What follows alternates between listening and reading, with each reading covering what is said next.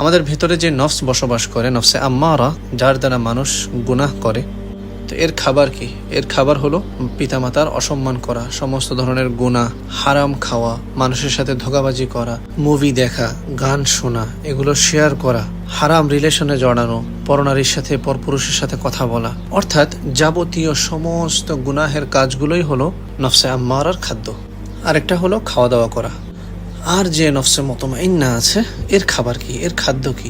এর খাদ্য হলো 5 ওয়াক্ত নামাজ, তাহাজ্জুদের ইহতিমাম করা, মানুষের সাথে উত্তম ব্যবহার করা, পিতামাতার সাথে সৎ ব্যবহার করা, সময় অসময়ে কোরআন তেলাওয়াত করা, জিকির করা, অর্থাৎ আল্লাহ তাআলা খুশি হয় এমন সমস্ত কাজ করা। তো এখন থেকেই একটু একটু করে নফসকে কন্ট্রোল করার হিম্মত করুন এবং নফসে আম্মারাকে পরিশুদ্ধ করে নফসে মুতমাইন্না বানাতে হবে। ঠিক আছে না ইনশাআল্লাহ? জাযাকুমুল্লাহ খাইর। আসসালামু আলাইকুম ওয়া রাহমাতুল্লাহি ওয়া বারাকাতুহু।